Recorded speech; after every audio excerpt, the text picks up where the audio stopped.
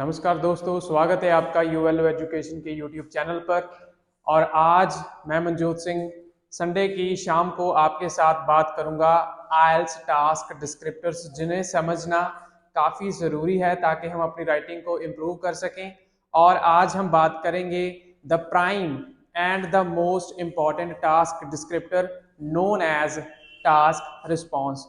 दोस्तों, अगर आपको आइल्स डिस्क्रिप्टर्स की समझ है, आपको पता है कि आइल्स डिस्क्रिप्टर्स, आइल्स का क्राइटेरिया क्या है कि जिससे आपकी आइल्स जिससे आपकी आइल्स राइटिंग का स्कोर डिटरमिन होता है। आपको आइल्स में राइटिंग का बैंड स्कोर कैसे दिया जाता है, कौन से वो 4 पैरामीटर्स हैं जिन्हें समझकर हम अपनी राइटिंग में वो चेंजेस कर सकते हैं, वो उसी तरह से हम राइटिंग को अटेम्प्ट कर सकते हैं कि हमारा बैंड स्कोर हमें मिलेगा।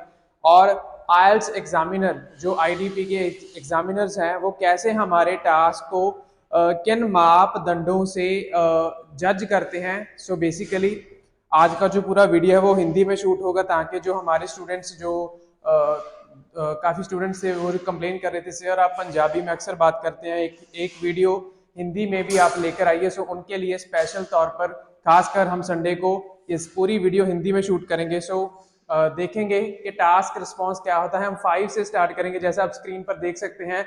तो आइल्स के जो डिस्क्रिप्टर हैं वो 0 से स्टार्ट करते हैं, 0 1 2 3 4 5 6 7 8 एंड 9। सो फाइनली 9 जैसे। और आप अगर एक चीज और नोट करें यहाँ पर, आज हम बेसिकली टास्क रिस्पॉन्स के ही बारे में बात करेंगे। ये पूरा लेक्चर टास्क रिस्पॉन्स को ही डिवोट करेंगे, क्योंकि टास्क रिस्पॉन्स को समझना बहुत जरूरी होता है। तो अगर हम देखें यहाँ पर, जैसे जैसे हम 5 से शुरू करेंगे बेसिकली, 4 की वैसे थोड़ी बहुत अंडरस्टैंडिंग के लिए हम इसको एक बार पढ़ लेंगे। सो और वैसे भी हम 4 तक क्यों जाना चाहेंगे। So I don't think that we don't really need to pay attention to these descriptors, क्योंकि बेसिकली हर एक बच्चे का एक नॉर्मल लेवल होता है और बेसिकली वो 4 से शुरू हो जाता है। कोई भी बच्चा, कोई भी स्टूडेंट इतना वीक नहीं होता इंग्लिश में कि उसे 4 3 2 1 0 देना पड़े। 0 का तो बेसिकली आप मीनिंग यहाँ पर पढ़ सकते हैं कि 0 टास्क रिस्पॉन्स में उसको तब दिया जाएगा जब वो एग्जाम में नहीं आएगा, डज नॉट अटेंड। सो अगर आप एग्जाम में नहीं जाएंगे तभी आपको 0 बैंड स्कोर दिया जाएगा, अदरवाइज। सो और 1 टास्क रिस्पॉन्स आपको कब दिया जाएगा। सो 1 टास्क रिस्पॉन्स, 1 बैंड आपको कब दिया जाएगा, जब आपका answer is completely unrelated to the task. So हम यहीं से अपनी स्टोरी शुरू कर लेते हैं। कोई बात नहीं, हम 1 2 3 4 से आगे बढ़ेंगे। सो आपको स्क्रीन पर विजिबल होना चाहिए कि 1 बैंड स्कोर किस लिए दे रहे हैं वो टास्क रिस्पॉन्स में। तो वो कह रहे हैं answer is completely unrelated to the task, मतलब जो भी बच्चा वो आंसर अपना लेकर आ रहा है टास्क में, तो वो कंप्लीटली क्या है, ऑफ टॉपिक है। इसको हम कैसे समझ सकते हैं, ऑफ टॉपिक। बेसिकली आपको जब आप अपनी आइल्स जर्नी शुरू करते हैं राइटिंग में, तो आपको कहीं ना कहीं ये समझाया जाता है, ये कहा जाता है कि आपको कभी भी ऑफ टॉपिक नहीं जाना है, टॉपिक पर ही आपको जो अपना आंसर है वो अटेम्प्ट करना है। फॉर एग्जांपल इसको ऐसे समझ सकते हैं कि अगर आपको टास्क में पोल्यूशन की प्रॉब्लम्स और सोल्यूशंस पूछा गया है, तो आपको पोल्यूशन के ऊपर ही वो प्रॉब्लम्स, वो कॉन्सिक्वेंसेज लिखने होंगे और पोल्यूशन का ही आपको सोल्यूशन देना पड़ेगा। अगर आप पोल्यूशन को छोड़कर किसी और टॉपिक को अपने टास्क में इंक्लूड कर रहे हैं, तो उसका रिजल्ट वो उसका उसको हम कैसे अपना रिजल्ट भुगतेंगे, विद 1 बैंड स्कोर। तो हमें एक बैंड दिया जाएगा टास्क रिस्पॉन्स में। तो टास्क रिस्पॉन्स की बात कर रहे हैं, तो आपको अभी याद हो जाना चाहिए कि कभी भी आपको ऑफ टॉपिक नहीं जाना है। अपने टास्क का जो टॉपिक है, जो विषय है, सो बेसिकली विषय जो है उसी पर ही आपको बात करनी है। वो पोल्यूशन है तो पोल्यूशन पर बात करिए, वो एनवायरनमेंट को सेव करने में है तो एनवायरनमेंट को डिस्कस कीजिए, वो अगर गवर्नमेंट है, गवर्नमेंट के रिगार्डिंग कुछ है तो गवर्नमेंट की ही बात उसमें होनी चाहिए। अगर आप गवर्नमेंट को छोड़कर किसी और टॉपिक को डिस्कस करेंगे तो एग्जामिनर आपको एक बैंड देगा आपके एग्जाम के रिजल्ट में। तो हमेशा याद रखिए, your answer should not be of topic, कभी भी ऑफ टॉपिक नहीं जाना है। ये बात आपको अपने जहन में बिठा लेनी चाहिए। अगर आप आइल्स राइटिंग में अच्छा बैंड स्कोर प्राप्त करने की इच्छा रखते हैं। सो मेरी हिंदी जो थोड़ी बहुत गड़बड़ भी हो सकती है मेरी हिंदी में, but I am trying very hard to be fluent in Hindi. हमारी मातृभाषा है, हमारी नेशनल लैंग्वेज है, तो इसी में मैं आपके साथ इंटरेक्ट करता रहूंगा। और देखें कि अगले में क्या है कि 2 बैंड स्कोर वो क्यों देते हैं, वो हम रीजन इनसे जानते हैं कि जो एग्जामिनर भाई साहब हैं वो कैसे और क्यों हमें 2 बैंड से हमारा सम्मान करेंगे।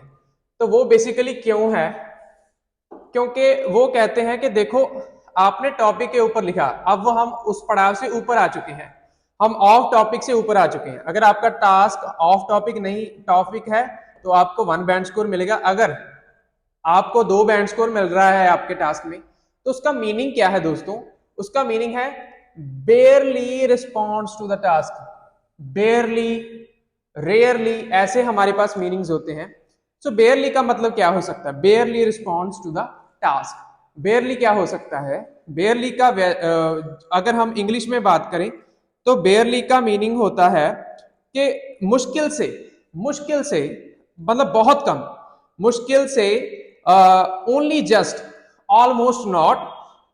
इस तरह से समझ सकते हैं कि मुश्किल से जो एग्जाम में स्टूडेंट गया है, जो कैंडिडेट गया है, बेयरली मतलब मुश्किल से, response to the task, respond तो मतलब मुश्किल से ही उसके बात कर रहे हैं, मतलब ऑलमोस्ट नॉट, ऑलमोस्ट नॉट मतलब कुछ थोड़ी सी सेम सेंस ही है जो ऑफ टॉपिक की है, मतलब उसको डिस्कस कर रहा है लेकिन उसके बारे में थोड़ी सी बात कर रहा है बस। जो जो एग्जामिनर उससे चाहता है कि ये इस टॉपिक पर बात करे, मैं इसके टास्क को पढूं, उसके बारे में वो बहुत मुश्किल से बात कर रहा है, बहुत थोड़ी बात कर रहा है, तो उसके लिए उसको क्या सम्मान दिया जा रहा है जी? 2 बैंड, 2 बैंड। और ये बैंड्स नहीं होते हैं, ये बैंड्स कभी नहीं होते हैं, ये एक बैंड होता है, बैंड स्कोर। और मोस्ट ऑफ द मैं देखता हूं बच्चे कहते हैं बैंड्स, ये बैंड्स नहीं है, ये सिंगुलर है, band. It's always a band 7, it's always a band 7.5। I have scored a band 7.5 in speaking. So कभी भी बैंड्स नहीं कहना है, ये बैंड है। तो 2 बैंड, 2 बैंड उसको कब मिलेंगे? जब वो मुश्किल से, मतलब बहुत थोड़ी बात कर रहा है, बहुत थोड़ी बात करता है। और ऑलमोस्ट नॉट मतलब सेम चीज कि मुश्किल से उसने बात की है, मतलब टॉपिक के ऊपर बहुत थोड़ी बात की है, जो पर उसको क्या करना चाहिए था? उसको करना चाहिए था बात। भाई ऐसा थोड़ी होता है। अगर आप मुझे मार्केट में मिले और मैं इस तरफ से आ रहा था, आप इस तरफ से आ रहे थे, तो आपने कहा अरे मंजोत सर कैसे हैं? तो मैंने कहा यार मैं तो अपनी टी शर्ट पहननी भूल गया। तो आप कहेंगे सर ये क्या बात हुई? मैंने आपसे जो पूछा था आप कैसे हैं, वो तो आपने बताया नहीं। और फिर हम बात करने लग गए कनाडा की। कनाडा, हर एक हमारा पंजाबी स्टूडेंट कनाडा जाना चाहता है। Not only Punjabi students, most of the students from India and other countries, बाकी देशों से भी बहुत बच्चे कनाडा जाना चाहते हैं। तो कनाडा के बारे में हमारी बातचीत शुरू हो गई, लेकिन आपने कहा कि सर कनाडा में वीजा सक्सेस रेट बहुत कम हो गया है। तो मैंने कहा अरे यूरोप में तो स्टूडेंट्स बहुत ज्यादा जा रहे हैं, और यूरोप में तो सरकार जो है वो अब और टैक्स लगाना चाहती है। तो हम क्या बात कर रहे थे? हम तो कनाडा में इमिग्रेशन की बात कर रहे थे। मैं कहाँ चला गया? मैं तो यूरोप की टैक्सेशन पे चला गया। तो मैं क्या चला गया? Of topic. मैंने क्या किया? मैंने कनाडा की थोड़ी सी बात की, और मेरा जो ऐसे है, मेरा जो आंसर है वो ज्यादातर किसके बारे में है? यूरोप के बारे में है। लेकिन मैंने कनाडा की थोड़ी सी बात की, ऑलमोस्ट नॉट, मुश्किल से बात की मैंने कनाडा की। तो मुझे आप हमारी कन्वर्सेशन में मुझे आप कितने बैंड स्कोर दोगे बच्चों? मुझे आप दोगे सिर्फ 2 बैंड। आप कहेंगे सर घर जाइए। मंजोत सर घर जाइए, टास्क रिस्पॉन्स में आप सिर्फ 2 ही बैंड हासिल कर सकते हैं। मैंने पूछा क्यों? तो आपने ये पेपर मेरे सामने रख दिया और कहा Manjot sir you have barely responded to the task. मैंने जो आपसे बात पूछी थी कि कनाडा में वीजा सक्सेस रेट कम हो गया है, आपने जवाब क्या दिया था? आपने जवाब दिया था कि यूरोप में स्टूडेंट्स बहुत ज्यादा बढ़ रहे हैं, कनाडा में नहीं है। तो मैंने कहा कि यूरोप में टैक्सेशन पॉलिसी बहुत स्ट्रिक्ट हो गई है। तो आपने कहा सर आपका टास्क क्या है? Of topic. मतलब आपने टास्क की अभी भी बात नहीं करी है, टॉपिक की बात नहीं करी है, लेकिन मुझे करनी चाहिए थी, मुझे करनी चाहिए थी। और फिर उनकी दूसरी कंडीशन क्या है? दूसरा आप रीजन मुझे क्यों मुझे बैंड जो है मेरा बैंड स्कोर 2 हो सकता है, 2 हो सकता है। उसकी दूसरी कंडीशन ये है दोस्तों does not express a position. अक्सर आप do you agree or disagree, do the advantages outweigh the disadvantages, and to what extent do you agree or disagree. तो उसमें आपको अपनी एक पोजीशन क्लियर करनी होती है। पोजीशन का मतलब क्या है कि आप स्टेटमेंट में जो टास्क दिया गया है, जो टॉपिक दिया गया है, उससे आप इस नोशन से, इस विचार से क्या आप सहमत हैं, डू यू अग्री, और क्या आप असहमत हैं। पंजाबी में बात करूं तो कि तुसी सहमत हो या असहमत हो, डू यू अग्री और डू यू डिसअग्री। और इसकी भी प्रोनाउंसिएशन हम गलत करते हैं। कैसे? मैं बच्चों से पूछता हूं तो वो इसको एग्री बोल देते हैं। ये एग्री नहीं है, ये अग्री है, अग्री डिसअग्री। ओके जी। सो अगली बार आपको इसकी प्रोनाउंसिएशन जो है वो गलत नहीं होनी चाहिए। और ये प्रोनाउंसिएशन नहीं होता, ये प्रोनाउंसिएशन ही होता है, और हम इनको प्रोनाउंस करते हैं। सो प्रोनाउंसिएशन के बारे में भी बहुत बातचीत हो सकती है, काफी लंबा चला जाता है। मैं भी अभी ऑफ टॉपिक जाने की कोशिश कर रहा हूं, पर मुझे पता है कि मेरे स्टूडेंट्स मुझे देख रहे हैं और वो हो सकता है मुझे कह दें कि सर आप ऑफ टॉपिक जा रहे हैं। सो टॉपिक पर ही बात करते हैं। टास्क रिस्पॉन्स की हम बात कर रहे थे कि does not express a position, मतलब उसने कुछ नहीं बताया है कि वो अग्री है, उसने कुछ नहीं बताया कि वो डिसअग्री है, उसने इसके बारे में बात ही नहीं करी है। सो फिर it is a incomplete conversation. तो फिर एग्जामिनर आपको क्यों बैंड स्कोर देगा भाई? वो आपकी मौसी का लड़का तो नहीं है ना। ठीक है जी, हर्ट मत हो जाना बच्चों, ठीक है, हर्ट होने की बात नहीं है। तो कहने का तात्पर्य क्या है? वाह, शुद्ध हिंदी आ रही है। तो कहने का मतलब यह है कि आपने कोई भी अग्री या डिसअग्री या आउटवे को लेकर, ये सिर्फ हम एग्जाम्पल के लिए समझ रहे हैं, ये सिर्फ एग्जाम्पल के लिए समझ रहे हैं कि इसके बारे में अगर आपको एक पोजीशन मांगी जाती है कि भैया आप इससे अग्री करते हैं, मतलब सहमत हैं, डिसअग्री करते हैं, असहमत है, असहमत है मतलब डू नॉट अग्री, या outweigh, do the advantages outweigh the disadvantages. और वो क्या होता है, वो क्वेश्चन क्या होता है कि क्या इसके फायदे इसके नुकसान से ज्यादा हैं। तो उसके बारे में जब आप बात नहीं करेंगे दोस्तों, तो आपकी थाली में, आपकी रिजल्ट की थाली में आपको दो ही लड्डू मिलेंगे। ठीक है जी, दो बैंड स्कोर मिलेंगे। ठीक है जी। एक पंजाबी मूवी है, उसमें बैंड की ट्रांसलेशन कर देता है वो एक्टर, बीनू बीनू ढिल्लो है वो। ठीक है, बीनू बीनू ढिल्लो, हाँ मे बी शायद।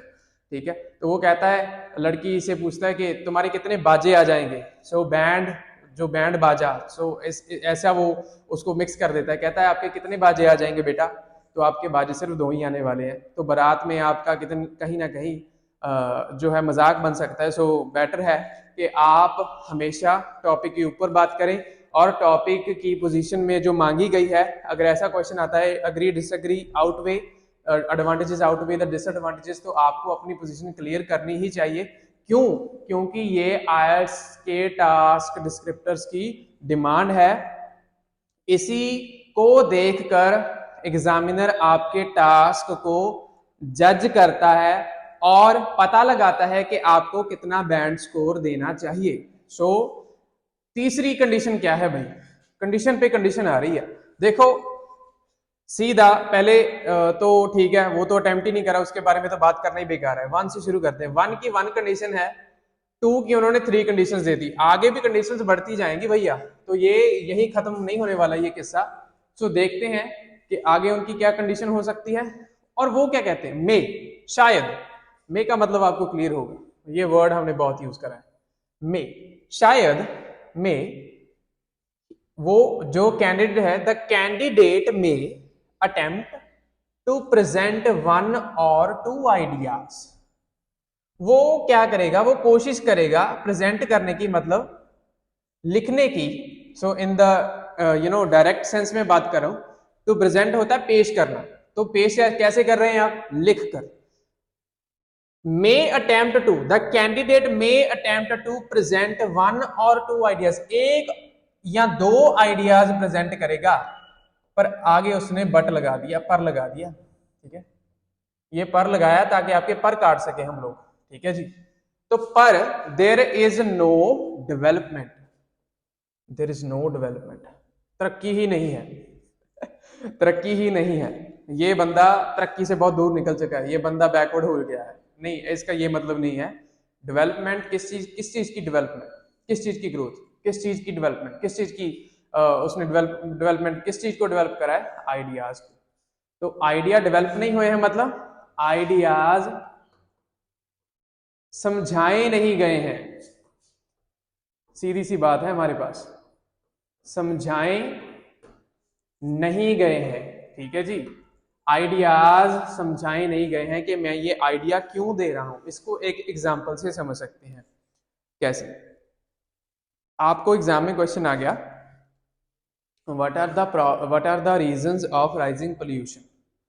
इससे आपका क्वेश्चन शुरू हो जाएगा, what are the reasons of rising pollution rate, ऐसा कुछ क्वेश्चन मान लीजिए, सपोज कीजिए, और आपने आइडिया दे दिया, मे अटेम्प्ट, कोशिश करिए, आपने दे नहीं रहे हैं, कोशिश कर रहे हैं, मतलब वो बंदा स्ट्रगलिंग है, वो बंदा इंग्लिश में प्रोफिशिएंट बिल्कुल भी नहीं है, तो मे अटेम्प्ट, उसने कोशिश करी ये लिखने की कि ट्रीज आर फेलिंग डाउन, इसमें मैं ग्रामर भी गलत कर रहा हूं, ठीक है, trees are falling down and the pollution level increasing, ऐसी कोई बात उसने गलत ग्रामर में कर दी है, गलत ग्रामर से, ठीक है, उसका व्याकरण जो है अंग्रेजी का वो सही नहीं है, ठीक है, वैसे ही इमेजिन कर रहा हूं मैं, तो उसने ऐसा कुछ दे दिया, तो उसने क्या कोशिश करी, उसने कोशिश करी एक आइडिया देने की, पर उसमें क्या नहीं थी, डेवलपमेंट। तो डेवलपमेंट का मतलब क्या है कि उसने उस चीज को समझाया नहीं, एक्सप्लेन नहीं करा, जस्टिफाई नहीं करा कि ट्रीज को काटने से, ठीक है, ट्रीज को काटने से कैसे पोल्यूशन लेवल बढ़ रहा है, उस चीज की एक्सप्लेनेशन नहीं दी, उसको समझाया नहीं, एक तर्क देकर, एक एक्सप्लेनेशन देकर। जब वो एक्सप्लेनेशन मिसिंग होगा, आपको कितना बैंड स्कोर मिलेगा भैया, आपको बैंड स्कोर मिलेगा सिर्फ 2, ठीक है जी, इसको याद कर लीजिए, सिर्फ आपको 2 बैंड स्कोर मिलेगा। सो कोशिश करें कि ऐसा हमारे साथ भैया जी ना हो, बिल्कुल जीरो से, बॉटम से शुरू कर रहा हूं और काफी मेहनत लग रही है इसमें। सो हाथ जोड़कर विनती करता हूं कि आप हमारे YouTube चैनल ULO एजुकेशन को सब्सक्राइब कर लें, नोटिफिकेशन आइकन पर क्लिक करें ताकि आपको हमारी डेली अपडेट्स मिलती रहे। आज संडे है लेकिन फिर भी हम आपसे जुड़ने की पूरी कोशिश कर रहे हैं, पूरी मेहनत कर रहे हैं आपके लिए। सो इतना सा योगदान हमारी झोली में आप डाल दीजिएगा। सो आगे बढ़ते हैं तीसरे बैंड स्कोर की तरफ, कि तीसरा बैंड स्कोर भैया क्या कह रहा है।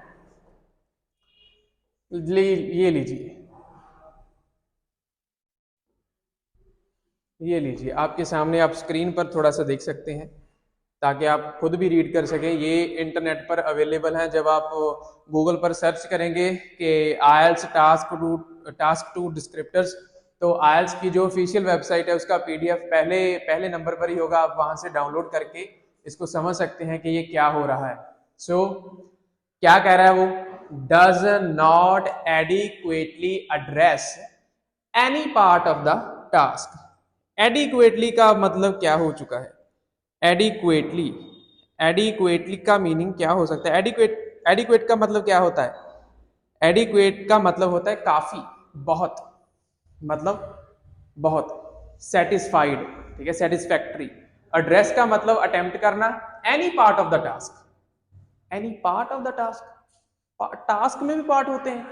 आपको याद होगा जो पहली वीडियो आई थी उसमें मैंने आपको एक कहानी सुनाई थी, तो वो कहानी अगर आपको याद है, आपने सुनी होगी, तो आपको याद होगा कि मैंने पार्ट के बारे में कुछ बात करी थी वहां पर, पार्ट के बारे में, और समझाया था आपको कि क्वेश्चन के पार्ट्स को समझने के लिए उसको तोड़ना पड़ता है। तो वो अगर आपने नहीं देखी, आप जाकर देख सकते हैं, वो YouTube चैनल पर अवेलेबल है वो वीडियो।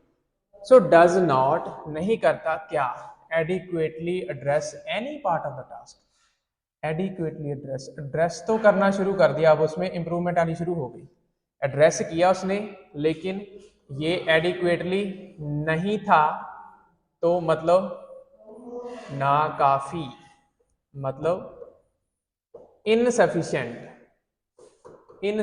मतलब एग्जामिनर खुश नहीं हुआ कि यार मजा नहीं आया, इसने तो आधी बात छोड़ दी, आधी बात कर रहा है ये। और उसके बाद फिर मतलब उसका जो अटेम्प्टेशन है, जो टास्क की अटेम्प्टेशन है वो क्या है, ना काफी है। और किसके किसके regarding, any part of the task, किसी पार्ट को लेकर, क्वेश्चन के किसी पार्ट को लेकर, चाहे वो क्वेश्चन 2 पार्ट है या 3 पार्ट है। 3 पार्ट का मतलब क्या होता है, discuss both views and give your opinion. तो ना तो उसने बोथ व्यूज में सफिशिएंट एक्सप्लेनेशन, सफिशिएंट एड्रेस दिया है, मतलब उसके बारे में बात नहीं की है, सफिशिएंटली नहीं की है, करी है, मतलब कैसे करी है, ना काफी, मतलब थोड़ी करी है, थोड़ी करी है, जरूरत से कम है वो चीज। Does not adequately address, adequate होता है काफी, जब उसके साथ नॉट लग गया तो ऑब्वियसली तो उसने ऐसा नहीं करा, एडिक्वेटली नहीं करा, मतलब उसकी एक्सप्लेनेशन, उसका जो टास्क की अटेम्प्टेशन है, टास्क को जैसे उसने अटेम्प्ट करा है, लिखा है, तो उसमें उसने पूरी तरह से कंप्लीटली किसी भी पार्ट को डिस्कस नहीं करा है, एड्रेस नहीं करा है। Discuss both views and give your opinion, ये 3 पार्ट क्वेश्चन है।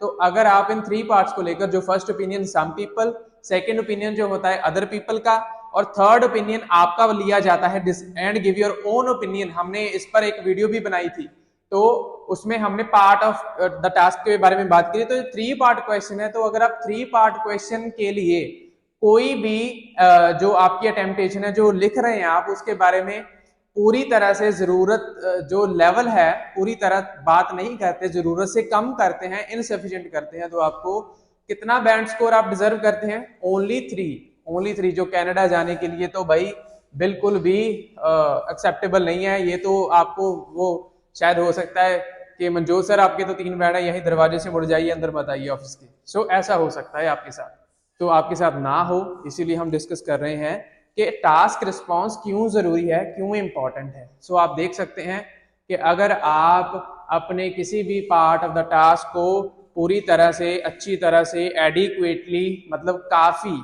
मतलब मुझे इसको हिंदी में कहीं ना कहीं एक्सप्लेन करने में थोड़ी सी कठिनाई हो रही है।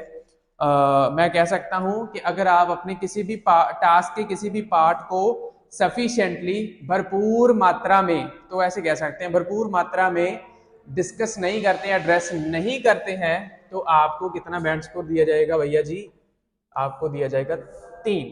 ठीक है जी। और उसके बाद वो जो हमने सेकंड कंडीशन डिस्कस करी थी वो भी रिपीट हो रही है, does not express a position, does not express a clear position. यहां पर तो उसने पोजीशन का कोई नामो निशान ही नहीं था, यहां पोजीशन का नामो निशान था पर वो क्लियर नहीं थी, मतलब पूरी तरह से वो समझ नहीं आई, वो समझ में नहीं आई कि पोजीशन है क्या। अग्री हो रहा है बंदा, डिसअग्री हो रहा है, या बैलेंस्ड अप्रोच में जा रहा है, उसका कुछ पता नहीं लग रहा है वो क्या बात कर रहा है, क्या लिख रहा है, तो तब भी उसको 3 बैंड स्कोर दिया जाएगा। तो फिर क्या कहते हैं, presents few ideas which are largely undeveloped, largely, ठीक है, और इररेलेवेंट, और इररेलेवेंट मतलब क्या हुआ इस चीज का, देखते हैं इस चीज का क्या मतलब हो सकता है। फ्यू बच्चों, एक होता है फ्यू, एक होता है अ फ्यू। इसके बारे में पहले मुझे बात कर लेनी चाहिए, क्योंकि मुझे कभी कहीं ना कहीं चिढ़ आ जाती है इस चीज में। मैं बच्चों को कहता हूं कि सम की जगह अ फ्यू यूज कर सकते हैं, अ और फ्यू, तो दोनों में डिफरेंस क्या है सर? मंजूर सर आप तो वैसे ही बात कर रहे हैं, हम तो ऐसे ही लिखेंगे।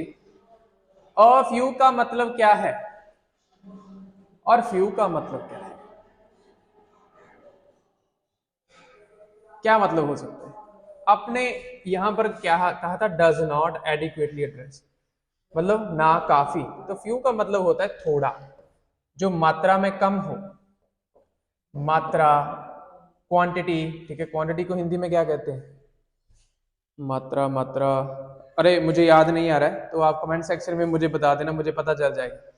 जो मात्रा में कम हो, शायद मात्रा ही कहते हैं उसको, क्वांटिटी में कम हो, फ्यू थोड़ा, जरूरत से कम, फिर वही बात आ गई। पर इस बार किसके रिगार्डिंग बात आई है, आइडियाज के रिगार्डिंग, मतलब उसके आइडियाज क्या है, हाँ थोड़े बहुत आइडियाज उसने प्रेजेंट किए। यहां पर तो उसने कहा था कि प्रेजेंट 1 और 2 आइडियाज, बस 1 या 2 ही दिया, इससे ज्यादा नहीं दिया उसने, ठीक है। यहां पर फ्यू आइडियाज मतलब वो 2 की गिनती शायद पार कर चुका हो, या फिर 2 आइडियाज उसने प्रॉपरली दिए हो, जैसे हम एग्जांपल ले रहे थे, what are the reasons of rising pollution, तो वो एक तरफ डिफॉरेस्टेशन का नाम ले सकता है और एक तरफ कह सकते हैं कि प्राइवेट व्हीकल का यूज बहुत ज्यादा हो गया है, इट हैज रोज एक्सपोनेंशियली, बहुत ज्यादा तेजी से वो जो है प्राइवेट व्हीकल्स का यूज बढ़ रहा है।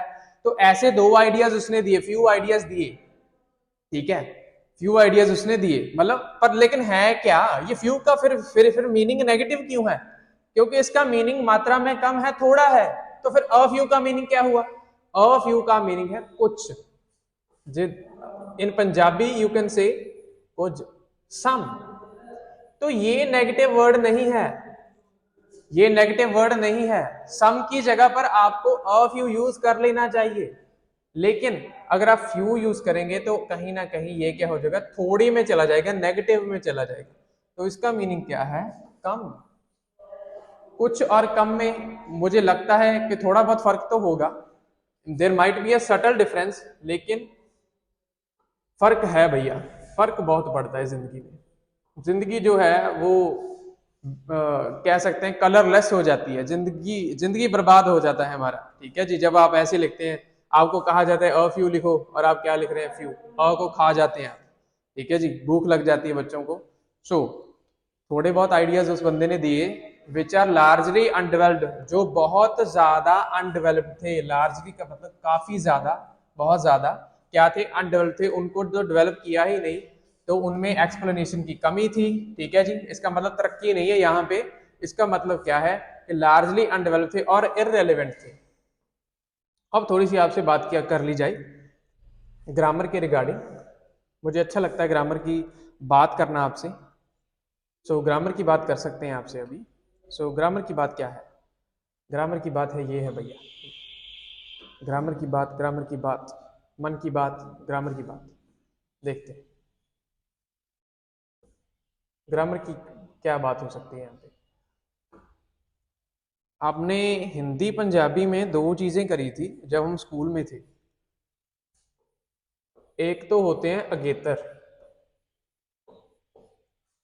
भैया अगर हिंदी गलत हो रहा है तो मारना मत हमको, ठीक है जी।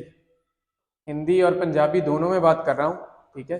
पंजाबी में हुंदे है जी अगेतर, कलर चेंज कर लें इनका, थोड़ा अच्छा लगता है, डेकोरेशन हो जाता है भैया। और कहाँ गया ये रहा। तो ऐसा करते हैं अगेतर, जी हाँ दोस्तों, अगेतर पंजाबी च हुंदे आ अगेतर ते पिछेतर। इसको इंग्लिश में क्या कहते हैं? सुना होगा, जो सीबीएसई आईसीएसई में बच्चे पढ़े हैं और जो गवर्नमेंट स्कूल्स में पीएसईबी स्कूल में पढ़े हैं, उनको भी ये चीज पता होगी कहीं ना कहीं कि ये क्या होते हैं। अगेतर का मतलब क्या है? आगे, आगे से बना होगा ये शब्द, ये जो वर्ड है आगे से बना होगा, और पीछे का मतलब पीछे, ठीक है। तो इसमें समझने में कोई दिक्कत आई नहीं, क्योंकि हमारी मातृभाषा है ना दोनों, ठीक है। हिंदी से भी हम उतना ही प्यार करते हैं जितना हमें पंजाबी से है, और पंजाबी को हम सबसे ज्यादा प्यार क्यों करते हैं? क्योंकि हमारी मातृभाषा है भैया। तो इसको इंग्लिश में क्या कहते हैं? इंग्लिश में कहते हैं इसको प्रीफिक्स, और इसको कहते हैं सुफिक्स। सुफिक्स, प्री पहले, सुफिक्स बाद में आने वाली शब्द, सुफिक्स। Suffix, prefix, suffix. अब उसने कहा अन और एर, अब उसने कहा प्रीफिक्स यूज किए उसने, उसने कहा अन और अनडेवलप्ड और इररेलेवेंट, यही कहा ना उसने।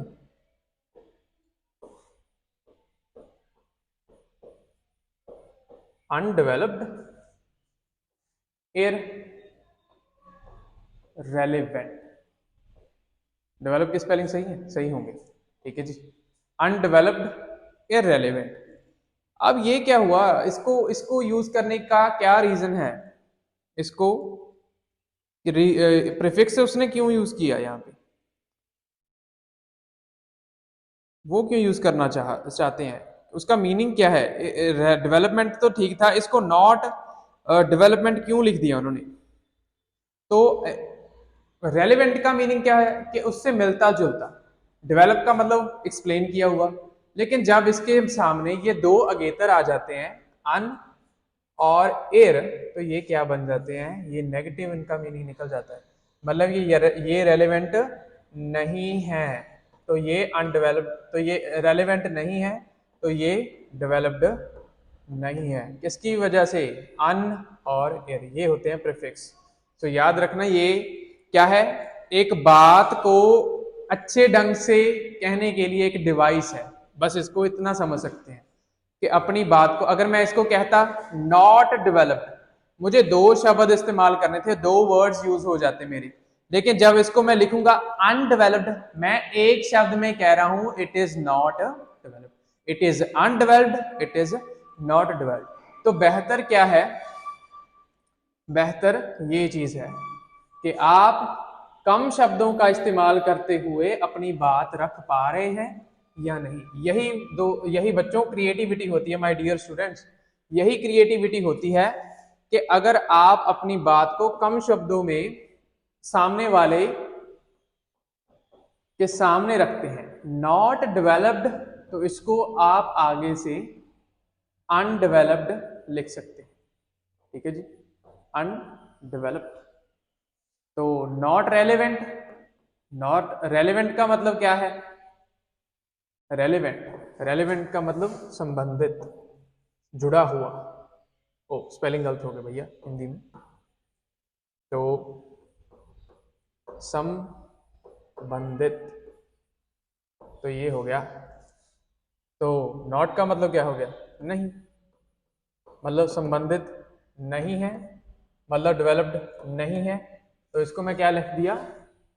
अनडेवलप्ड। मतलब तो अगर रेलेवेंट नहीं है, संबंधित नहीं है, तो दो शब्दों की बजाय एक शब्द में उसको कैसे लिख सकता हूं? इररेलेवेंट। देखो क्या किया हमने, इसमें कौन सा शब्द उपयोग कर रहे हैं हम इसमें मनजोत सर यूज कर रहे हैं, इसमें हम यूज कर रहे हैं अगेतर, मतलब प्रेफिक्स। तो ये होते हैं प्रेफिक्स, ये बहुत लोगों को पता भी होगा, मुझे याद नहीं है मेरा स्पेलिंग सही है या नहीं, तो अगर आप चेक कर लें, प्रीफिक्स ही होते हैं वैसे तो ये क्या हो गए? हमारे अंग्रेजी के अगेतर, जिनसे अगर आप शब्द को जोड़ दोगे तो उसका अर्थ जो है वो सेम रहेगा। अगर आप नॉट रेलेवेंट कहना चाहते हैं, तो अगर आप एर जोड़कर रेलेवेंट लिख देंगे तो उसका मीनिंग सेम रहेगा नेगेटिव में। एर रेलेवेंट, अनडेवलप्ड मतलब डेवलप नहीं हुआ है, उसका विकास, उसको एक्सप्लेन नहीं किया गया है, ठीक है जी, उसको जस्टिफाई नहीं किया गया, मतलब उसको अच्छी तरह से समझाया नहीं गया है। रेलेवेंट का मतलब है संबंधित ही नहीं है, मतलब फिर उसमें वो कौन सी बात कर रहा है? उसमें वो बात कर रहा है जी, तो हम देख रहे थे कि उसमें क्या बात कर सकता है वो। सो उसमें वो कह रहा है कि जो आपकी यस, तो आपका क्या इररेलेवेंट है? तो एक तो आपके आइडियाज डेवलप्ड नहीं है, मतलब समझाए नहीं गए, लार्जली अनडेवलप्ड, मतलब बहुत हद तक वो समझाए नहीं गए, वो क्लियर ही नहीं है, ठीक है, इसको ऐसे समझ सकते हैं, क्लियर ही नहीं है, मतलब समझ में नहीं आ रहे हैं, समझाया नहीं गया है, सेम सेंस। और इररेलेवेंट है, मतलब आइडियाज संबंधित नहीं है, तो कहीं ना कहीं हम अभी भी, ओ फिर से स्पेलिंग गलत हो गया भैया, तो अभी भी हम कहीं ना कहीं किस पर अटके हुए हैं? ऑफ टॉपिक पर। तो ये भी टास्क को फिर से गलत कर दिया मैंने, सॉरी सर, तो अब नहीं गलत होगा, संबंधित नहीं है, टॉपिक के संबंध में नहीं है, उसका उससे कोई रिश्ता ही नहीं जोड़ रहे हैं, तो हमको कितना बैंड स्कोर दिया जाएगा जी? 3, ओनली 3 बैंड स्कोर। तो यहां तक मैं समझ गया हूं, मुझे ऑफ टॉपिक नहीं जाना है, मुझे आइडियाज को डेवलप करना पड़ेगा, मैं उनको अनडेवलप्ड नहीं छोड़ सकता, मुझे उन्हें समझाना ही होगा, अगर समझ में नहीं आएंगे और अगर वो संबंधित नहीं होंगे, मतलब टास्क टॉपिक के रिलेटेड नहीं होंगे, तो मुझे कितना बैंड स्कोर दिया जाएगा? 3। मूव करते हैं हमारे 4 बैंड स्कोर की तरफ कि 4 बैंड स्कोर क्या कह रहा है। 4 बैंड स्कोर क्या कह रहा है? ये कह रहा है response to the task only in a minimal way. Minimal मतलब कम, मतलब बहुत ही कम तरीके में ये टास्क को रिस्पॉन्ड कर रहा है। और the answer is tangential, sorry, answer is tangential, the format में बी इनएप्रोप्रिएट। रिस्पॉन्ड कर रहा है टास्क को in the most minimal way. Most minimal way मतलब बहुत ही कम तरीके में वो बात कर रहा है टास्क की। आप स्क्रीन पर पढ़ सकते हैं, मैं बार बार साइड इसीलिए हो रहा हूं कि आप कहीं ना कहीं इसको पढ़ सकें। तो टेंजेंशियल का मीनिंग क्या हो सकता है? टेंजेंशियल का मीनिंग है जी, टेंजेंशियल ये वर्ड कहीं ना कहीं हमको चुभ रहा होगा कि क्या हो सकता है टेंजेंशियल का मीनिंग। द आंसर और the answer is tangential, is जो है वो दिख नहीं रहा है। So tangential meaning is that relating to a tangent, मतलब स्पर्श नहीं है, क्लियर नहीं है, तो कहीं हम इसको यही समझ सकते हैं कि आंसर इज टेंजेंशियल, मतलब उसका क्या है कि फॉर्मेट जो है वो इनएप्रोप्रिएट है और presents a position but this is unclear. Position फिर समझ में नहीं आ रहा है, उसने बताया ही नहीं है कि वो अग्री हो रहा है, डिसअग्री हो रहा है। Presents some main ideas but these are difficult to identify. एक मिनट, स्क्रीन को एडजस्ट कर देते हैं।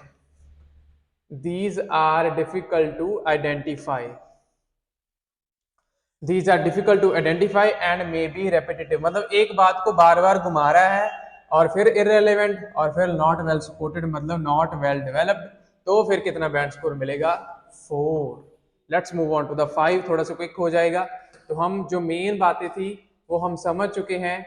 तो 5 का क्या कहता है? 5 का थोड़ा सा अलग हो जाता है। 5 में कंडीशंस थोड़ी सी कम, 3 कंडीशंस रह गई हैं सिर्फ। तो देखते हैं कि 5 का क्या कहता है। जब हम अपनी भावनाओं से ऊपर उठते हैं 5 से 6 पर कैसे जा सकते हैं? तो कहता है addresses the task only partially। partially का मतलब क्या होता है? Part, half. सिर्फ टास्क को हाफ डिस्कस किया है, मतलब एक पार्ट छोड़ दिया है उसने। ठीक है जी, एक पार्ट उसने छोड़ दिया है। अगर आपको पूछा गया do the advantages outweigh the disadvantages, तो मान लीजिए वो जिसके 5 बैंड स्कोर आ रहे हैं एग्जाम में, तो उसने क्या किया? एडवांटेजेस को डिस्कस किया, डिसएडवांटेजेस उसने छोड़ दी। फायदे गिना दिए, नुकसान छोड़ दिए, तो उसको कितना बैंड स्कोर मिलेगा? 5। क्यों? टास्क क्या है? हाफ है, इनकम्प्लीट है, पार्शियली डिस्कस किया है उसने। और उसका फॉर्मेट क्या हो सकता है? फॉर्मेट होता है जिसे हम पैटर्न बोलते हैं। फॉर्मेट का मतलब होता है जिसे हम पैटर्न कह सकते हैं। आंसर को, अपने उत्तर को समझाने का एक ढंग, अपने उत्तर को, अपने आईएलटीएस एग्जाम में जो आपका टास्क है उसको लिखने का एक ढंग, फॉर्मेट। तो फॉर्मेट क्या हो सकता है? इनएप्रोप्रिएट। एप्रोप्रिएट होता है सही, इनएप्रोप्रिएट का मतलब क्या हो गया? गलत है वो कहीं ना कहीं जो है वो गलत है। फॉर्मेट जो है इनएप्रोप्रिएट इन प्लेसेस, मतलब बहुत जगह पर उसका जो फॉर्मेट है आंसर देने का, अपनी बात समझाने का, वो इनएप्रोप्रिएट है, वो सही नहीं है, इनएप्रोप्रिएट। इसमें भी एक अगेतर जोड़ दिया उन्होंने। मैं अगेतर पहले इसीलिए एक्सप्लेन किए थे कि आपको इसको समझने में कोई दिक्कत ना आए। सो इनएप्रोप्रिएट की बात कर रहा है वो। सो क्या कह सकते हैं हम इसको कि टास्क की बात तो कर रहा है वो बंदा, लेकिन only partially addresses the task only partially, मतलब एड्रेस तो कर रहा है, आंसर तो दे रहा है टास्क का, लेकिन ओनली पार्शली मतलब एक पार्ट जो है या 2 पार्ट्स हैं, 1 और 2 पार्ट्स में बी मिसिंग, उसको डिस्कस नहीं किया है।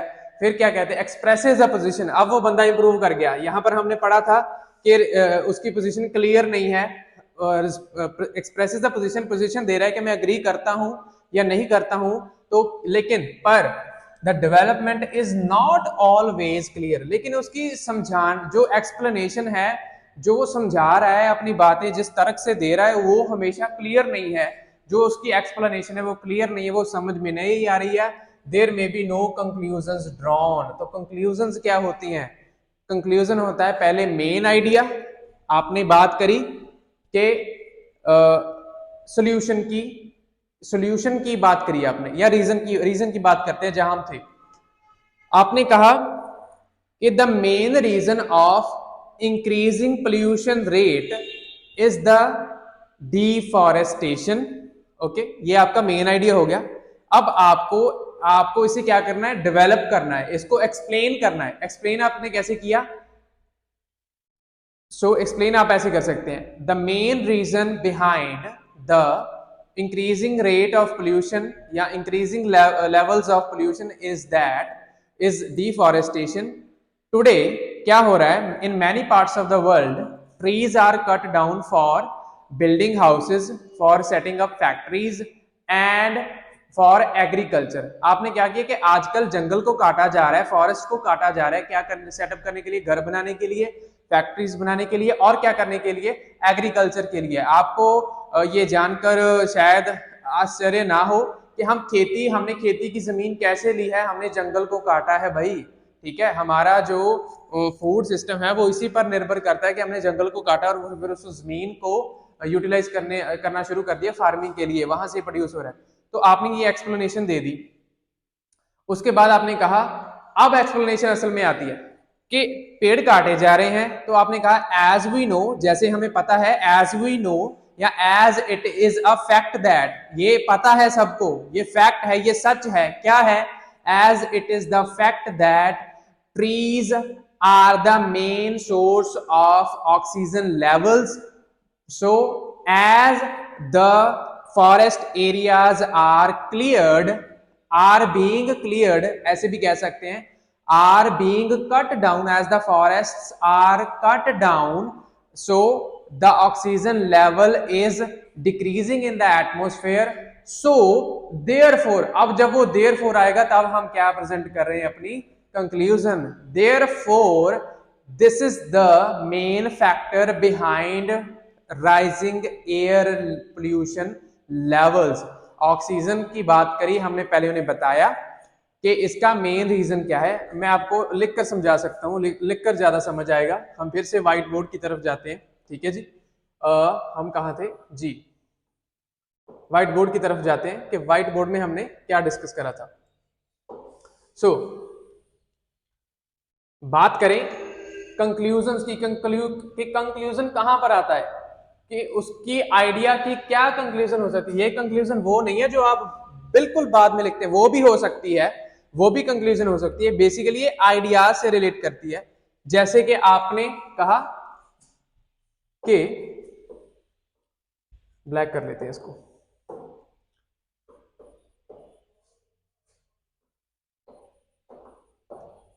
द मेन फैक्टर या द मेन कल्प्रिट शब्द बहुत अच्छा इस्तेमाल हो सकते हैं यहाँ पे। राइटिंग थोड़ी सी गंदी हो रही है बच्चों।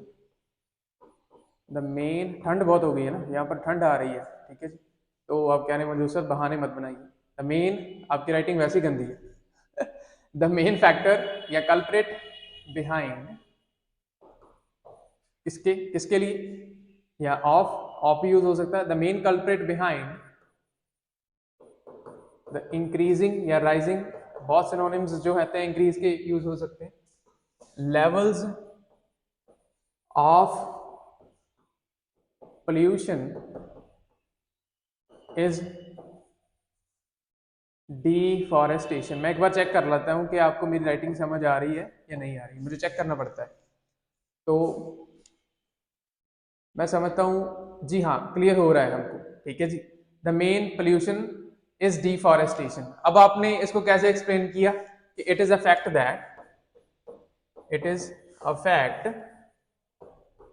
That forests are the main, या ऐसे कह सकते हैं कि ये एक्ट करते हैं as air filters. It is a fact that forests act as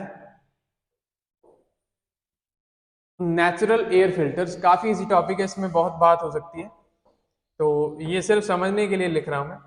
air filter या प्योरीफायर भी कह सकते हैं, that forests act as natural air filters, so with so therefore, so की जगह पर मैं देयरफॉर भी यूज करता, ये कंक्लूजन है। सो विद विद क्या कह सकते हैं,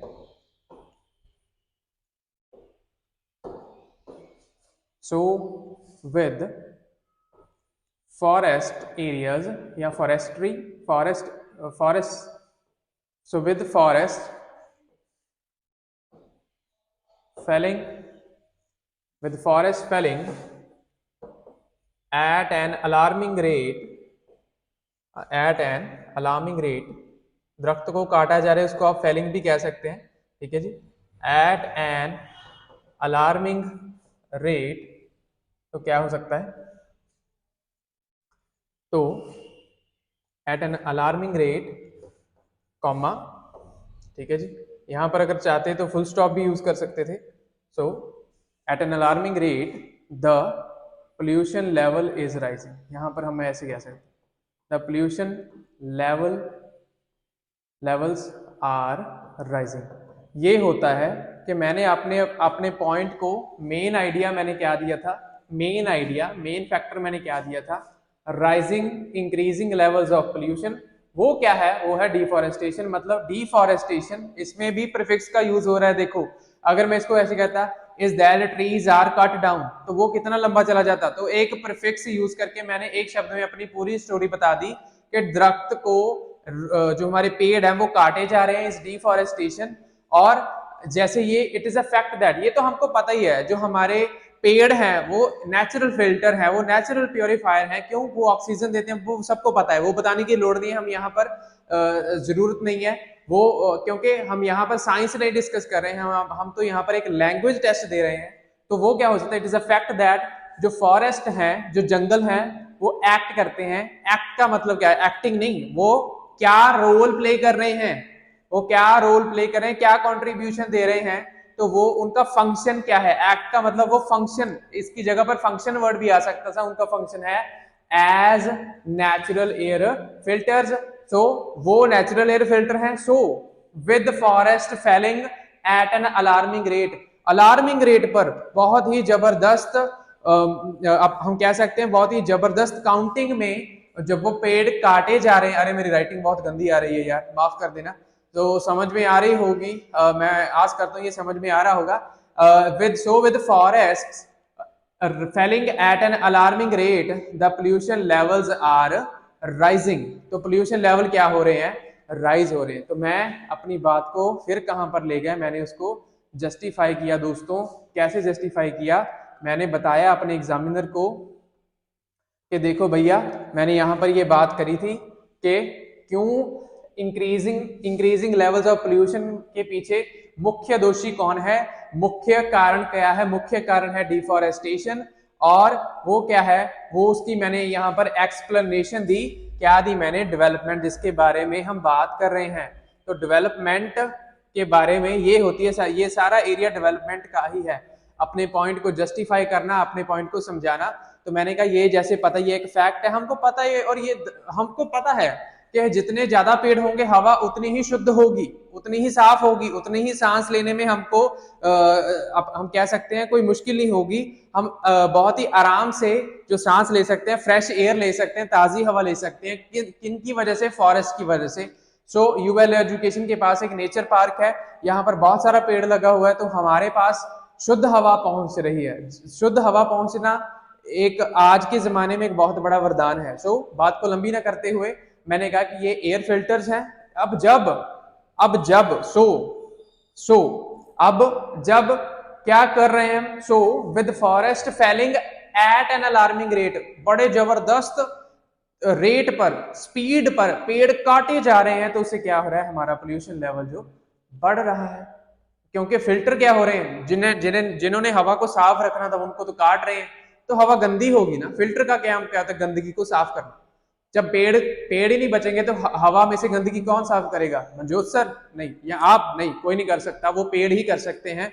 सो पेड़ बचाना बहुत जरूरी है। सो ऐसे अपने पॉइंट को आपने क्या किया, एक कंक्लूजन ड्रॉन की, मतलब अपने पॉइंट को एक सिट्टे पर लेकर गए, एक मॉरल ऑफ द स्टोरी, जैसे हम बात करते हैं ना कि मॉरल ऑफ द स्टोरी क्या है, तो उसको आप कंक्लूजन कह सकते हैं। तो उस पर आप अपने पॉइंट को लेकर गए और फिर आपने अपने पॉइंट को जस्टिफाई करा, जस्टिफाई करके बताया कि पोल्यूशन का जो रेट है, पोल्यूशन क्यों बढ़ रहा है।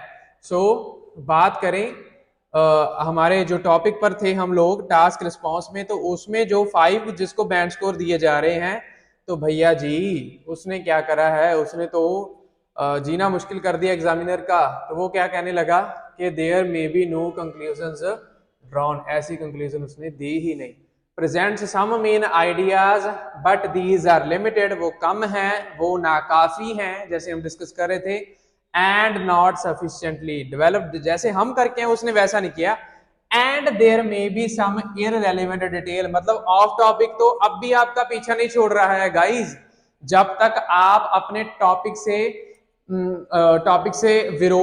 से बाहर जाकर कोई भी बात करेंगे, आपका स्कोर 0 से लेकर 5 तक स्टक होकर रह जाएगा। आपको टास्क रिस्पॉन्स में बैंड स्कोर 6 तो दिया ही नहीं जाएगा। आप 0 to 5 तक लेकर ऑफ टॉपिक में ही उलझते रहोगे। इररेलेवेंट का मैं फिर मीनिंग क्लियर किया था, अब फिर कर देता हूं, जिसका टास्क से कोई भी संबंध नहीं है, देर में भी इररेलेवेंट डिटेल, तो उसमें भी कोई ना कोई ऐसी बात हो सकती है जिसका टास्क से कोई लेना देना ही नहीं है। वो वैसी बात अगर आप कर रहे हैं तो आपको स्कोर कितना मिलेगा जी? आपको स्कोर मिलेगा गाइज 5, बस 5 तक स्टक होकर रह जाओगे आप।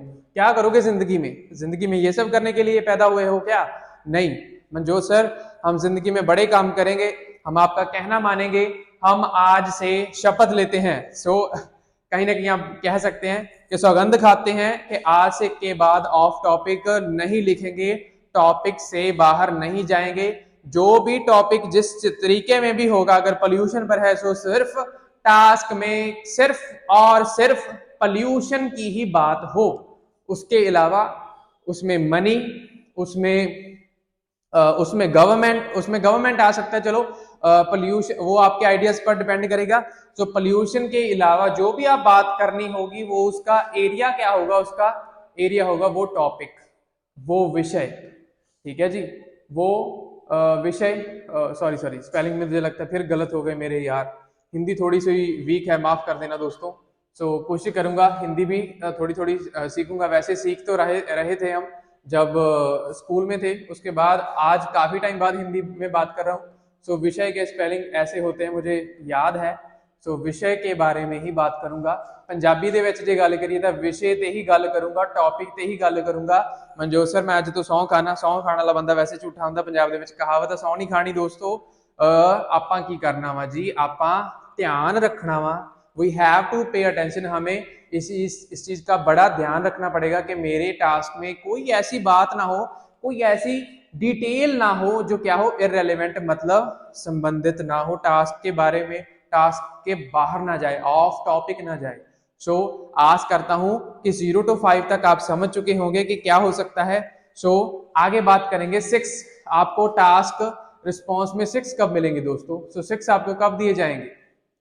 6 आपको तब दिए जाएंगे जब आप ऑफ टॉपिक के घेरे से बाहर निकलेंगे। अगर आप ऑफ टॉपिक को कहीं ना कहीं सीरियसली लें तो आपको कभी भी जो है 5 स्कोर नहीं दिया जाएगा। आइए देखते हैं कि 6 बैंड स्कोर भाई साहब की क्या डिमांड है। 6 बैंड स्कोर क्या है भाई?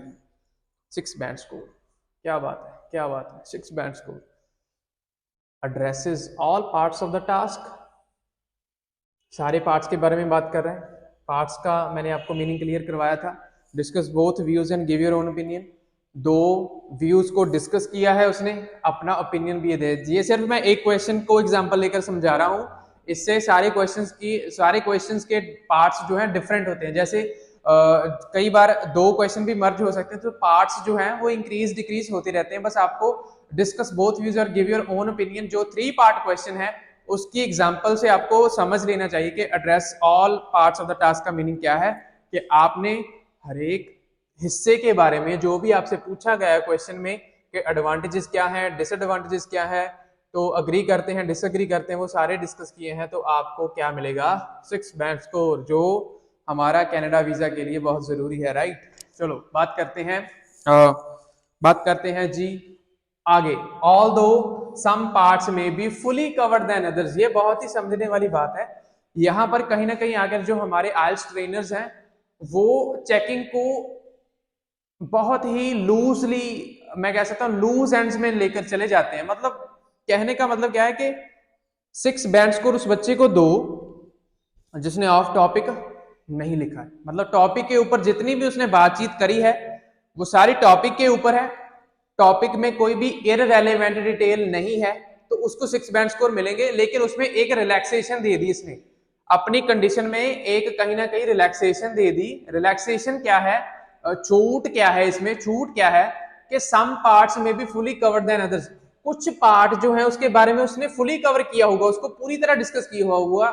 मतलब जो अदर पार्ट हैं, जो एक या दो पार्ट्स होंगे उसके बारे में शायद इसने थोड़ी सी बात करी हो, थोड़ी बात करी हो। ठीक है जी, ये मान लीजिए कि मैंने रीजंस को बहुत अच्छे एक्सप्लेन किया, लेकिन सोल्यूशन में मैंने थोड़ी सी एक्सप्लेनेशन छोड़ दी, एक्सप्लेनेशन कम थी और उसको मैंने जस्टिफाई भी नहीं किया, कंक्लूजन भी नहीं ड्राउन करी, तो मुझे फिर भी क्या कितना बैंड स्कोर मिलेगा 6। ये मैंने सीखा है अपने एक सीनियर टीचर से, मैं उनका किसी न किसी दिन नाम भी लूंगा, वो अभी कनाडा में है।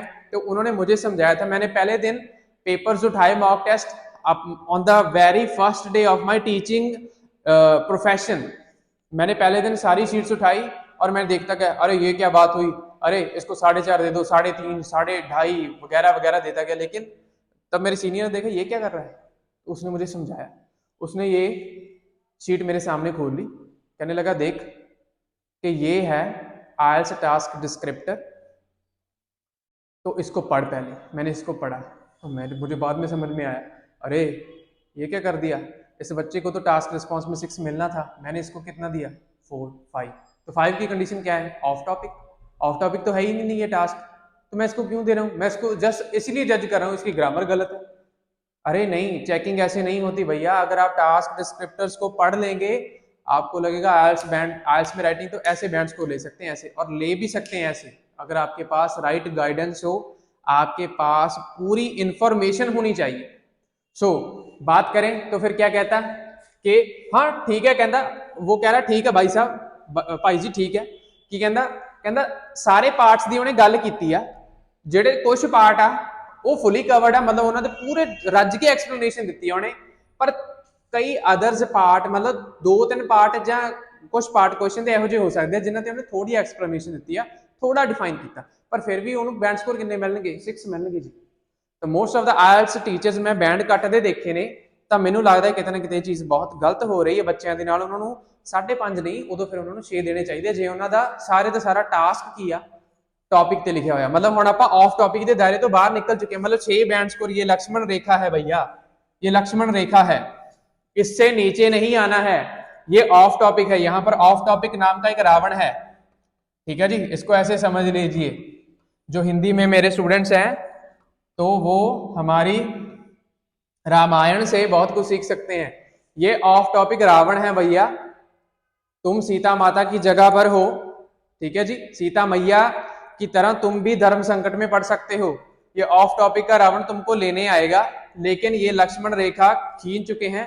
आपको भगवान राम के पास अपने टॉपिक पर ही रहना है, टॉपिक पर ही बात करनी है, आपको यहाँ नहीं जाना है, ठीक है जी। यहाँ पर राम है, जो राम का राम निवास है यहाँ पर, बस ऐसा समझ लीजिए, यहाँ पर राम निवास है, ठीक है जी।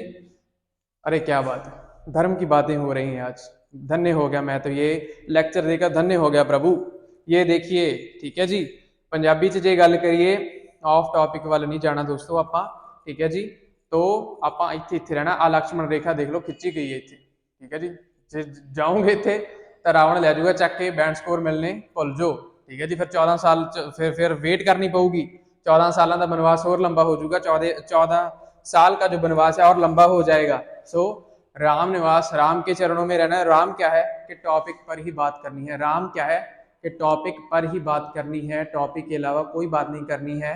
सो तभी आपका बैंड स्कोर 6 से ऊपर जाएगा, वरना आप 5 और 6 में यही बस कभी यहाँ कभी यहाँ कभी यहाँ कभी यहाँ ऐसे ही करते रहोगे। सो बेटर क्या है कि आपको टॉपिक पर ही, अरे राम जी क्षमा मांगता हूं आपसे, तो रावण जी से भी क्षमा मांगता हूं, आपका जो नाम है वो तो सदैव अटल है, लेकिन बच्चों को समझाने के लिए ये करना पड़ता है भाई साहब, ये करना पड़ता है।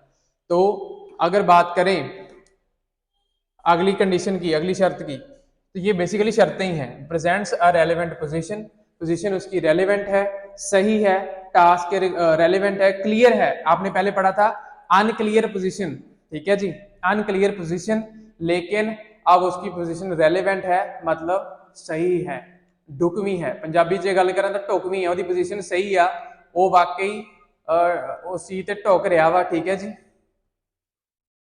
ढुकवी गल करता पिया वा, अपनी पोजीशन दे रहा कि मैं एग्री करदा, मैं डिसएग्री करदा, फिर ऑल्दो द कंक्लूजन बिकम अनक्लीयर और रेपिटेटिव, तो फिर ਇਹਦੇ ਵਿੱਚੋਂ ਕਿਤੇ ਨਾ ਕਿਤੇ ਰੈਪੀਟੀਸ਼ਨ ਕਰ ਸਕਦਾ, ਵਾਰ-ਵਾਰ ਆਪਦੀ ਗੱਲ ਨੂੰ ਰਿਪੀਟ कर सकता कंक्लूजन्स ਦੇ ਵਿੱਚ।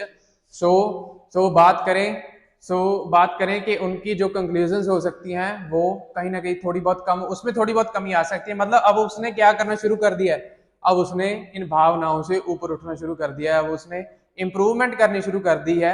तो यहाँ पर दोस्तों यही डेंजर है हमारे पास, यही रावण नाम का एक डेंजर हमारे पास है। तो ये क्या है, ऑफ टॉपिक। हमेशा याद रखना, आप भूलने नहीं चाहिए कि क्या पढ़ाया जा रहा है इस क्लास में। तो अगली शर्त पढ़ते हैं, प्रेजेंट से रेलेवेंट मेन आइडियाज। अब देखो रेलेवेंट शब्द 2 बार रिपीट हो रहा है, मतलब जो बंदा 6 बैंड जिसको मिल रहे हैं उसकी पोजीशन जो है बिल्कुल सही है, उसकी टास्क के जो भी वो लिख रहा है वो टास्क के अकॉर्डिंग है, टास्क के संदर्भ में बात कर रहा है, उसके संबंध में बात कर रहा है, ठीक है जी, उसके संबंध में ही बात कर रहा है, उसके अलावा उसने कोई भी इररेलेवेंट चीज नहीं दी है। और क्या कहता है, प्रेजेंट्स रेलेवेंट मेन आइडियाज, उसके मेन आइडियाज बिल्कुल सही है, बिल्कुल रेलेवेंट है, टॉपिक के रेलेवेंट है, but some may be inadequately developed और क्लियर। सम वर्ड आ गया अ फ्यू, कि उसके थोड़े आइडियाज जो है वो कम डेवलप हो सकते हैं। इनएडिक्वेटली का मीनिंग हमने पहले डिस्कस किया था कि या तो इनएडिक्वेटली डेवलप हो सकते हैं कुछ आइडियाज, लेकिन उसके रेलेवेंट है मेन आइडियाज, मतलब वो टॉपिक ਦੇ ਰਿਲੇਟਡ ਹੀ ਗੱਲ ਕਰ ਰਿਹਾ, ਉਹਦੇ ਆਈਡੀਆਜ਼ ਜਿਹੜੇ ਉਹ ਟਾਸਕ ਦੇ ਸੰਬੰਧ ਦੇ ਵਿੱਚ ਹੀ ਆ, ਟਾਸਕ ਤੋਂ ਇਲਾਵਾ ਉਹ ਕੋਈ ਗੱਲ ਨਹੀਂ ਕਰ ਰਿਹਾ, ਕੋਈ ਫालतू ਦੀ ਗੱਲ ਨਹੀਂ ਕਰ ਰਿਹਾ। पोल्यूशन बारे पूछा गया, पोल्यूशन ਨੂੰ ਲੈ ਕੇ ਚੱਲ ਰਿਹਾ, फैशन ਨੂੰ नहीं, फैशन ਦੀ ਗੱਲ ਨਹੀਂ ਕਰਦਾ ਪਿਆ पोल्यूशन ਦੇ ਵਿੱਚ। ਸੋ ਇਹ ਕੀ ਆ, ਇਹੀ ਤਾਂ टास्क रिस्पॉन्स ਆ, ਇਹੀ ਤਾਂ ਕੀ ਆ, ਇਹਦੇ ਬਾਰੇ ਤਾਂ ਆਪਾਂ ਗੱਲ ਕਰਦੇ ਆ ਕਿ टास्क रिस्पॉन्स है कि टास्क रिस्पॉन्स ਇਹੀ ਹੈ ਜੀ। बस 6 तो ਤੁਹਾਨੂੰ ਇਹ क्लियर हो गया होगा। ਹੁਣ ਜਿਵੇਂ जिवें ਆਪਾਂ ऊपर उठते जावांगे, ठीक है जी, धरती से ऊपर उठते जाएंगे, हमारा जो बार है एक कंडीशंस और भी घट होंदी जाएंगी, ये कंडीशंस, ये शर्तें कम होती जाएंगी, टास्क में क्लैरिटी आती जाएगी, तो उतनी कम कंडीशंस होती जाएंगी। सो आगे बढ़ते हैं 7 की तरफ। मेरा फेवरेट बैंड स्कोर 7 है, तो फेवरेट, लेकिन इस पर यहां से यहां की जर्नी बड़ी डिफिकल्ट है, उसके बारे में भी कहीं बात करूंगा। आपके सामने 2 सैंपल्स लेकर आऊंगा, वो सैंपल्स मैंने खुद लिखे होंगे, ठीक है जी। तो वो क्या हो सकते हैं, वो कहते हैं addresses all parts of the task. बस उसके बाद उसने बात ही नहीं करी कि उसने सारे पार्ट्स डिस्कस किए हैं। बस presents a clear position through out the response, उसका जो रिस्पॉन्स है, रिस्पॉन्स क्या होता है, आपने रिस्पॉन्ड किया मतलब आपने आंसर किया, तो उसके उत्तर में क्या है, ठीक है जी, उसके उत्तर में क्या है, एक क्लियर पोजीशन है, मतलब उसने उत्तर में साफ तरीके से उसने कहा है, तरीके से स्थिति जो है उसकी स्थिति, ठीक है जी। स्पेलिंग मेरे हिंदी में स्पेलिंग गलत हो सकते हैं, मैं पहले ही क्षमा मांगता हूं आपसे, ठीक है जी, मेरी हिंदी इतनी अच्छी नहीं है। पंजाबी च गल करा तो ਉਹਦੇ उत्तर ਦੇ ਵਿੱਚ, ਉਹਦੇ ਟਾਸਕ ਦੇ ਵਿੱਚ, ਉਹਦੇ ਆਨਸਰ ਦੇ ਵਿੱਚ मतलब क्लीयर पोजीशन होगी भी ਉਹ ਕੀ ਕਿਹੜੀ ਚੀਜ਼ ਨਾਲ ਅਗਰੀ ਆ, ਕਿਹੜੀ ਚੀਜ਼ ਦੇ ਨਾਲ ਡਿਸਐਗਰੀ ਆ, ਉਹਨੂੰ ਕੀ ਲੱਗਦਾ ਐਡਵਾਂਟੇजेस ਜ਼ਿਆਦਾ ਘੱਟ ਆ, ਜੋ ਵੀ ਆ ਉਹਨੇ ਕੀ ਕੀਤਾ, ਕਲੀਅਰ ਕੀਤਾ, मतलब ਸਾਫ਼ ਕੀਤਾ, ਸਾਫ਼ ਸਪਸ਼ਟ ਕੀਤਾ ਉਹਨੇ कि हाँ मेरी आ पोजीशन आ। ਹੁਣ ਅੱਗੇ ਕੰਡੀਸ਼ਨ प्रेजेंट्स पेश करता वा, एक्सटेंड भी किया, मतलब डेवलप भी किया, उन्हें आपके आइडियाज को एक्सप्लेन भी किया, एंड सपोर्ट्स मेन आइडियाज, मतलब प्रेजेंट भी किए, एक्सटेंड भी किए, मतलब गल नूं चंगी तरह एक्सटेंड किया, डेवलप किया ते सपोर्ट किया आपके आइडियाज को एग्जांपल्स दे नाल। आपां आपके आइडियाज को किवें एग्जांपल दे नाल सपोर्ट करते हैं, तुसीं सीखा ही होगा, हमने सीखा होगा कि कैसे हम अपने मेन आइडियाज को सपोर्ट करते हैं। But there may be a tendency, उसमें कुछ एक टेंडेंसी हो सकती है, क्या, ओवर जनरलाइज और सपोर्टिंग आइडियाज में लैक फोकस। क्या कह रहा है, टेंडेंसी क्या होती है, टेंडेंसी वर्ड बहुत आता है। पीपल में tend to throw waste on streets, tend का मतलब क्या होता है, टेंडेंसी का मतलब क्या होता है, टेंडेंसी का मतलब क्या होता है दोस्तों, टेंडेंसी का मतलब होता है, ठीक है जी, टेंडेंसी क्या हो सकती है, tendency, what is the meaning of tendency, सोच के देखिए।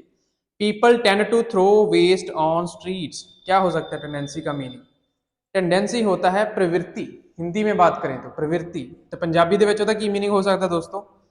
पंजाबी ਵਿੱਚ ਉਹਦਾ मीनिंग ਕੀ ਹੋ ਸਕਦਾ? टेंडेंसी मतलब ਉਹਨਾਂ ਦੀ आदत, ਉਹਨਾਂ ਦਾ रुझान, ਉਹਨਾਂ ਦਾ इंटरस्ट मतलब ਉਹਦਾ फोकस। बेसिकली ਹੁਣ ਕੀ ਗੱਲ ਕਰ ਰਿਹਾ? फोकस ਦੀ ਗੱਲ ਕਰ ਰਿਹਾ।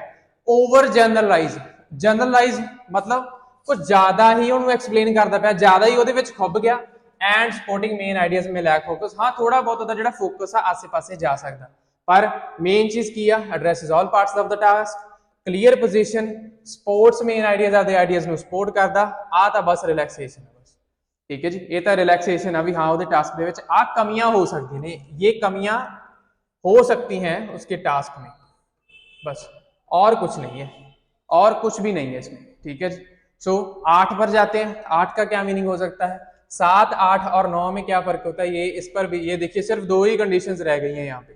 क्या कहता है वो कि सफिशिएंटली, सफिशिएंट का मतलब क्या है? भरपूर, मतलब जितनी ज्यादा जरूरत है, भरपूर, अच्छे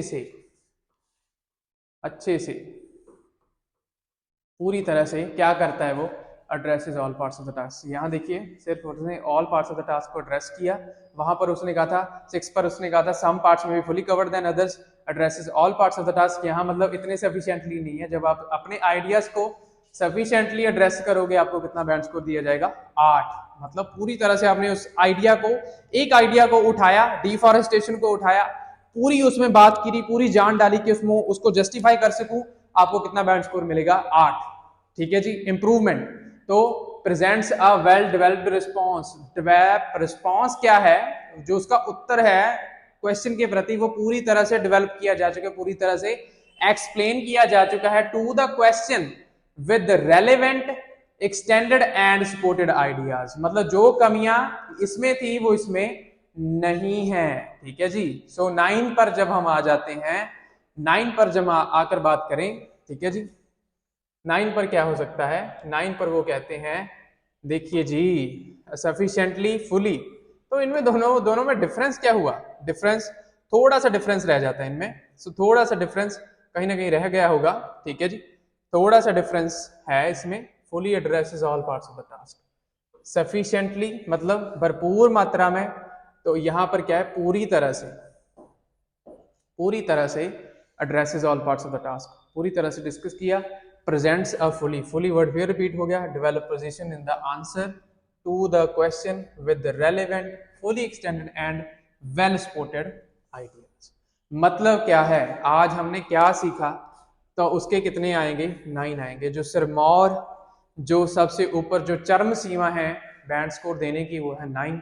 तो क्या आएगा उसमें क्लियर होगा। और आपको एक 9 बैंड सैंपल भी डिस्कस करके दिखाएंगे, और वो हम नहीं लिखेंगे, वो ऑलरेडी कैम्ब्रिज की किसी बुक में से उठाकर उसको डिस्कस करेंगे, क्योंकि उसको पहले ही बैंड स्कोर दिया जाता है। अगर आपको अपनी नॉलेज को इसके रिगार्डिंग बढ़ाना है तो आप कैम्ब्रिज की कोई भी बुक बाय कीजिए, एंड में उसके राइटिंग सैंपल्स दिए होते हैं और नीचे एग्जामिनर्स के कमेंट दिए होते हैं कि इसको 5 बैंड क्यों दिया, इसको 8 क्यों दिया, इसको 9 क्यों दिया। आप जब उनको पढ़ेंगे आपको याद आएगी मनजोत सर की, तब आप मनजोत सर को याद करोगे, अरे ये मनजोत सर ने तो ये वाकई ये बात करी थी, तभी इसके 8 बैंड स्कोर आए हैं। तो वो सारी कमियां, वीकनेसेस एंड स्ट्रेंथ, उसके बारे में वो अच्छी तरह से वहां पर बात करते हैं। आपको इसकी रियल एग्जांपल भी हम यूट्यूब पर लेकर आएंगे। सो आज जो मुझे समझ लगी है, जो मुझे समझ में आया है, ये पढ़ाकर, ये समझकर, वो क्या है? उसका सिर्फ एक ही निचोड़ है, उसका सिर्फ एक ही निचोड़ मेरे समझ में आ रहा है कि वो क्या है जी? वो ये है जी, जस्ट मिनट, वो क्या है?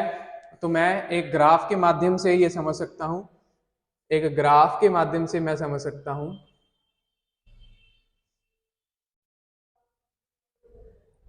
ये ग्राफ मुझे समझ में आया है, ये मनजोत सर ने बनाया है, और मनजोत सर की वीडियो को लाइक करेंगे बच्चे, मनजोत सर की वीडियो को शेयर करेंगे, ठीक है जी। ये ग्राफ मुझे समझ में आया है, बस ये ग्राफ मुझे समझ में आया है।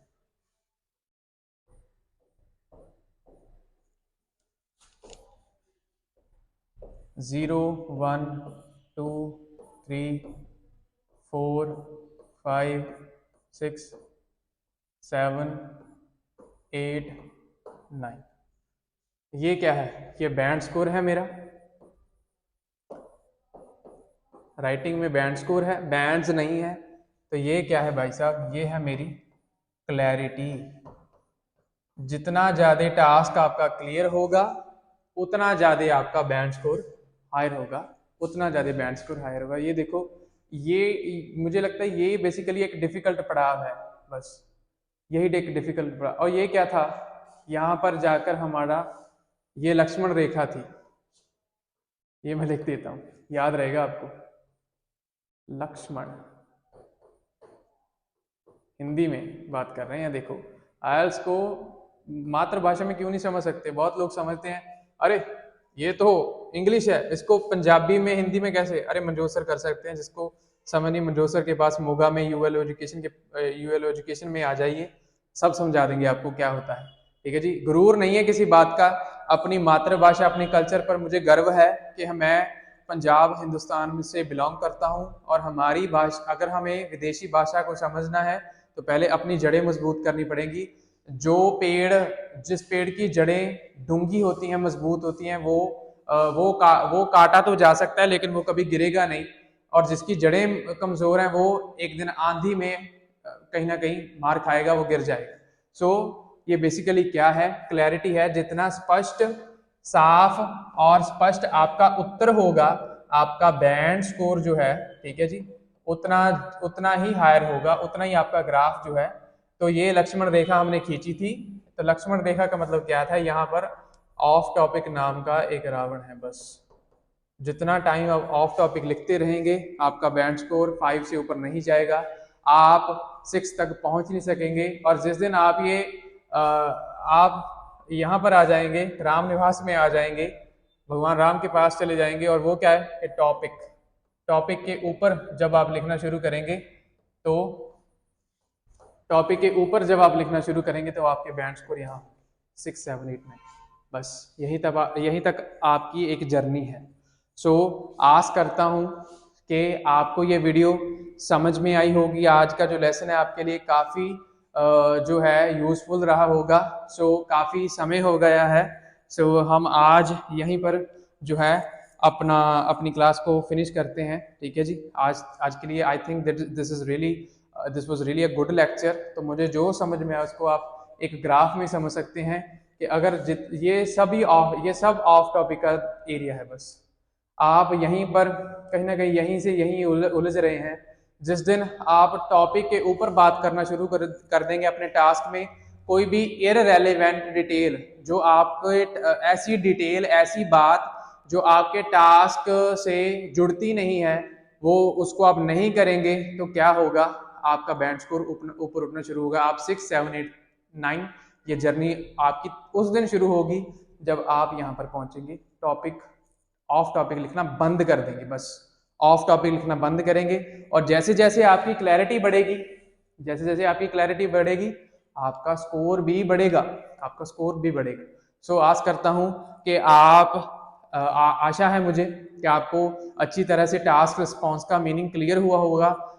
बेसिकली 0 to 5 उसी में ज़्यादा उलझपन था, उसको हमने सॉल्व कर लिया। आज 6, 7, 8, 9 को आप दोबारा पढ़ सकते हैं, उसके बैंड डिस्क्रिप्टर्स।